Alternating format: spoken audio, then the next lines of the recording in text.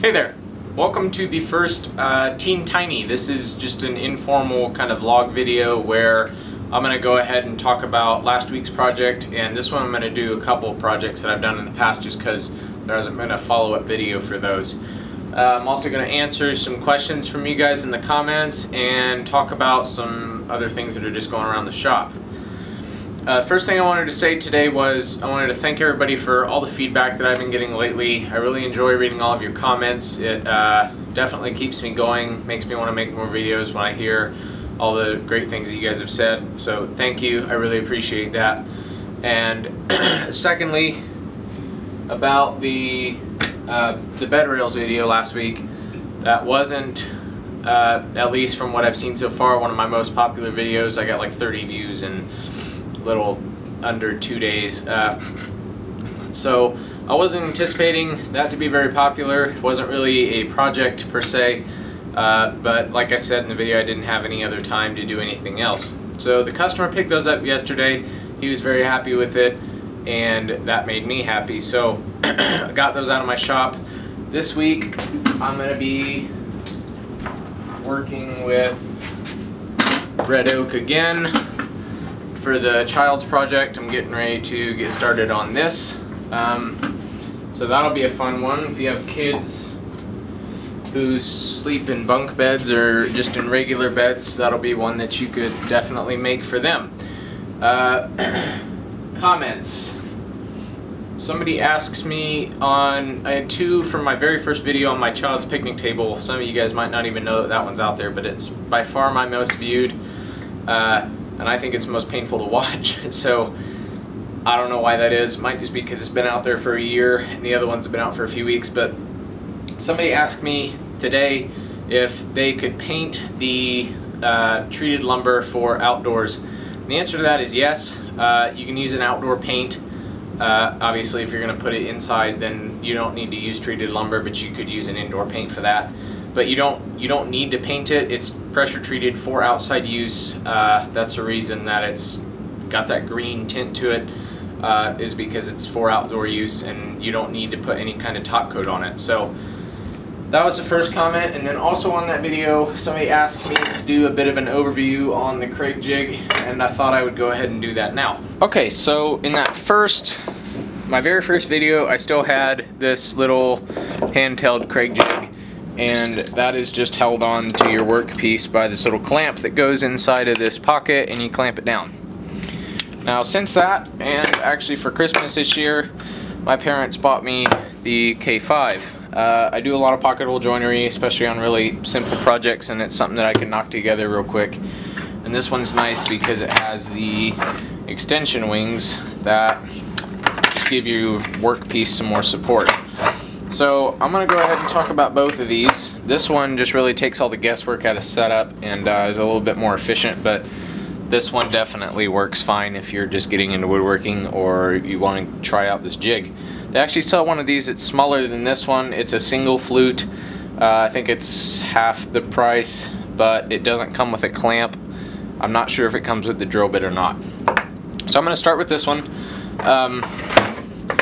When you're setting your drill bit, you have this collar on here, and that just basically stops the workpiece, or stops your drill bit going into your workpiece, just like a collar on any drill bit would. Now when you have to set this up and you don't have this one, there's some special markings on here that tell me where to put this collar. If you don't have that, then you need to make a couple test cuts into some test pieces to make sure that your collar's in the right place. But then after that, it's pretty straightforward. Just grab your workpiece, clamp it down, and make your pocket holes. Now, if you have this one, I'm using some 1/2-inch plywood just as some demonstration purposes. Along here is a material depth gauge. I'm not so sure that you guys can see that, but you're going to set it to the depth of your material, which it's defaulted at 1/2 inch. That's the lowest it can go. Make sure I'm locked in there. And then this is just your hold down. This is controlled by the lever right here. And I have a newer drill bit in here. So basically, to do this, all you have to do, see if I can pop this loose. There we go.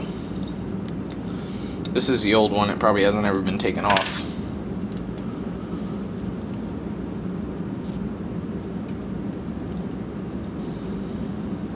Okay, that one doesn't want to come off there. So we'll try it with this one. There we go. Alright, so to do it with this one, all you're going to do is just drop your drill bit down inside of your thing, and then that is, let me just zoom in just a bit.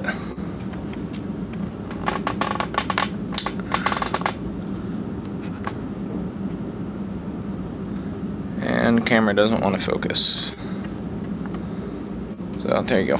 Alright, so basically just drop it onto the floor of your Craig jig, and then take your collar, set it around, and you're going to want to just back this up ever so slightly so it doesn't cut through the bottom of your jig when you plunge this.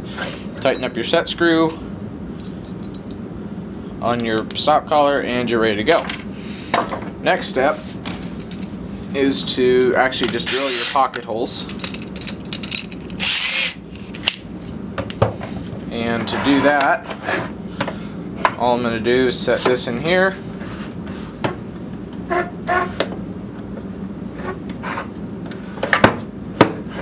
Lock that down. And I'm going to drill this.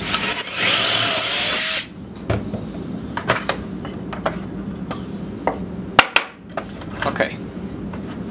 So, now to put these two together, just going to grab a screw. This one is too long, by the way. But I didn't want to look for my other ones. Just find my driver. Here's this. And just put your screw in there.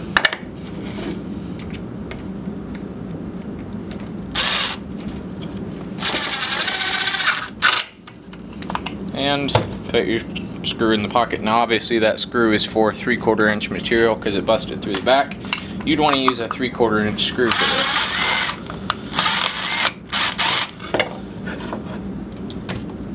And that's about all there is to the Craig jig. It's really simple, helps me get through larger but less complicated projects really quick, and that costs my customers less money. Alright, with that little demonstration out of the way, we can move on with this. And next I want to talk about the Mahogany End Table. This is just one of the short side rails that are going to be doweled into the actual sides. In that video I mentioned that I got this at Woodcraft, and I had somebody message me and ask if all Woodcraft had a sale going on this stuff. By my understanding, no. I guess a manager at my store who I know relatively well got a really good deal on this stuff, and that's why it was so cheap. But the thing that I wanted to talk about is throughout that entire video I didn't manage to realize that I had actually forgotten to cut and mill the one long back rail for the back of the legs, which is why I had such a large chunk of scrap left over. I thought it was weird that I had this much scrap left, but I thought maybe my math was just wrong, and my math was right. So between now and not this Saturday, because I need to build the kids project for this week, but between now and the Saturday after next, I need to mill this up to its final size so that we can continue with that project. There's not really a whole lot going on around the shop this week besides the kids project for the video for next Sunday. For the cabinets, we decided on cherry with a clear finish, so we're going to go with that as soon as they decide they want to go out and buy. I think she wants to do it in portions, so as soon as they decide they want to go out and buy all that stuff, or a portion of it, we'll do part 2 for that video. That's about it for this week. Not a whole lot of stuff going on, like I said. If you guys have any questions, comments, whatever, that you want elaborated on a little bit more than I can do in the comment section below. I try to answer everybody's comments, but sometimes I don't see it or I miss it. So if you want one answered on this show specifically, where I can talk about it and give you a little demonstration like I did with the Craig jig, then please either leave it in the comments below this video, or you can comment it on any other video, like those two were on my first video.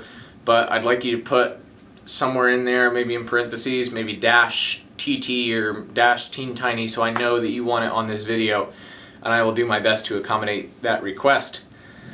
But that wraps it up for this week. I'll talk to you on Sunday with the project video, and see ya.